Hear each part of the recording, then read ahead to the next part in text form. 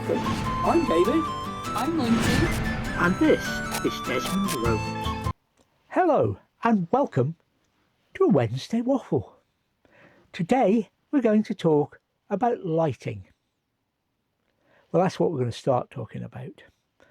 While we were away on our long winter trip, we had an issue. The lights were going out, it seemed.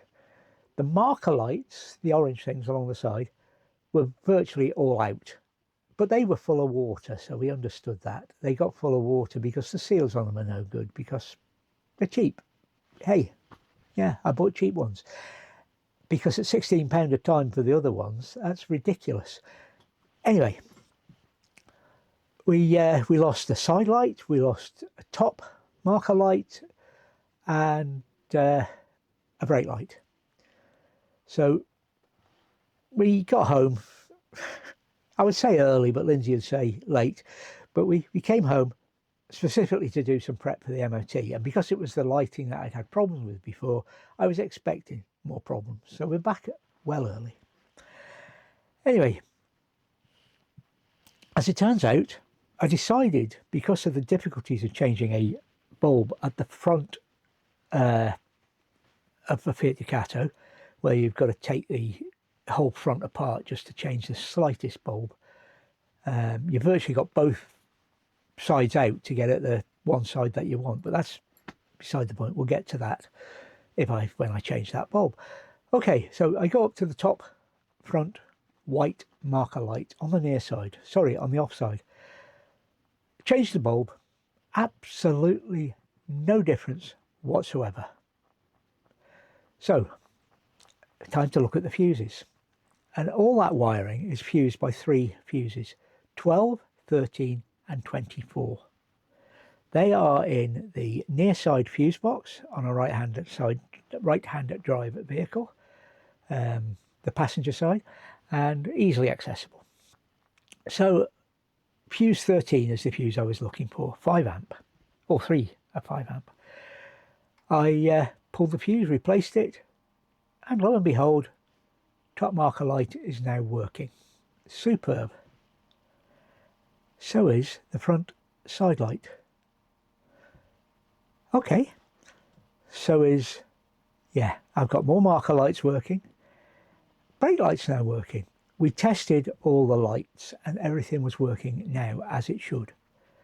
So I'm trying to think why what is effectively 3 lighting circuits should have 1 fuse when there's supposed to be 3. Anyway, we carry on.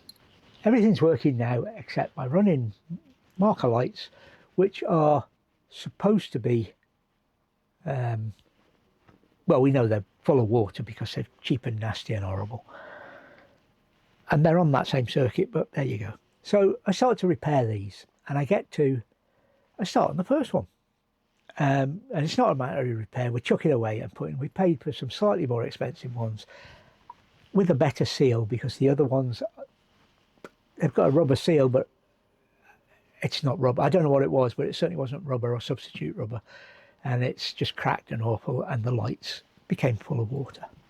In fact, one of them looks like, you know, those devices, those toys you get with the waves and that, yeah, looks like one of them with water, mud and whatever else is in there. Anyway, I got to changing the first one, and I'm thinking all about this fuse problem all the time at the moment. It's, you know, I'm doing the light, and as I pull the first lamp out, it's broke.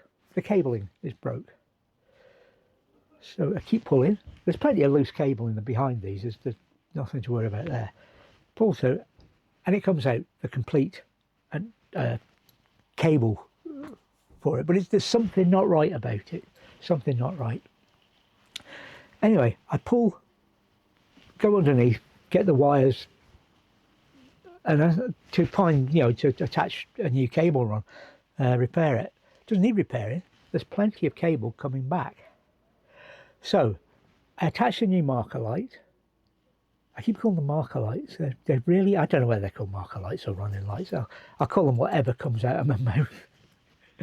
Anyway, I attach a new one, bang, light, there'll be light, there is light. I thought I'm going to check the other lights while I'm here, because suspect. Anyway, I went and checked all the other lights. They're all still working. And we'll come back to that little bit of cable, I promise you. Well, it was about 18 inches. So I went through, changed all the other ones, looked out, everything's working. And I changed the marker light up the top, which was broken and that heavy, but we knew it was going to be fixed. So that's done. And we now got a whole set of lighting working. But all the time I'm thinking, why is all the wiring through one fuse? I'm not going to pull the fuse box out. No, I'm not. That's a job for another day. But I go back to look at this cable, and it's kind of homemade.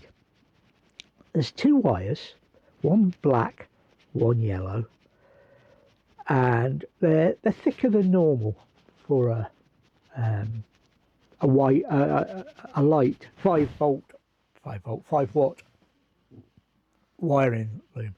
Because if you don't know, by the time your wiring gets to the back end of a motorhome, if you like, you're not getting 12 volts, you're getting 9.5 to 10 volts, which is more than adequate to light a single 5 watt 12 volt bulb or an LED.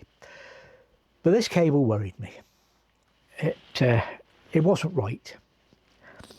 It was like, sorry, I referred to two wires, but it's made into a cable because it's bound together by a material. I started to pick this material off to have a look. And what it seemed like to me was, you know, when you get a plastic bag, a black plastic bin bag, the really cheap ones, and you stretch it, how it goes. It's like somebody had cut a strip off that and stretched it and then wrapped it around this cable to make it into a cable, if you like, from two wires. Anyway, I was even more worried to look. So I rechecked the lights and everything's working. We're good. We've got 3 marker lights down each side. We've got reversing tail number plate light. We've got brake lights, fog lights, side lights at the back, marker lights at the back, everything's working fine. But I do have on my mind the worry about Gadget Man's mods. Something has been done to the wiring at the front of this van to rearrange the wiring circuits. And knowing Gadget Man, it's actually not at the front. He's rearranged different bits around the van. Oh dear. For a quick reminder, when we first got the van and I took his, I needed to take the telly out. We don't use telly. And I wanted to take the aerial and put my aerials up there. Easy way of doing it. So I did, basically. I took it out. And the mains wiring he'd done for a satellite and the TV installation was awful. Absolutely awful. And it got taken out. Absolutely, boom, that extra wiring he'd put in for that.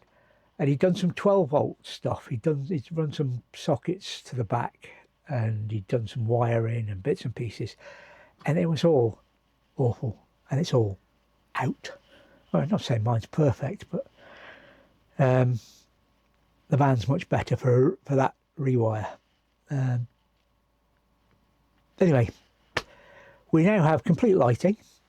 I still have a worry, and I may one of these days take out the fuse box and have a look behind it.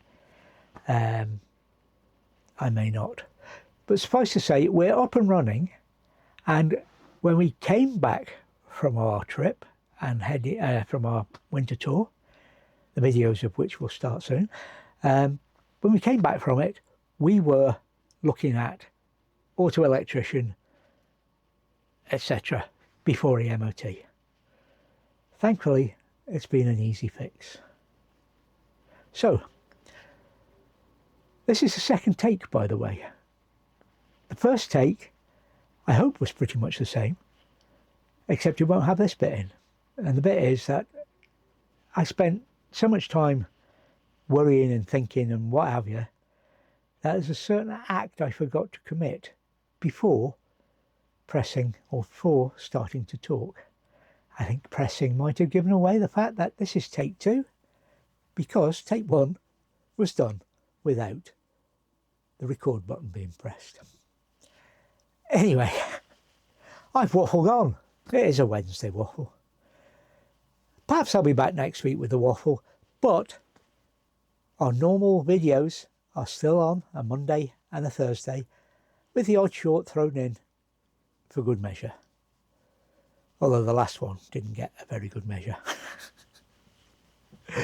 Bye for now, folks. And remember, while in the countryside, indeed anywhere, take nothing but memories and leave nothing but tracks.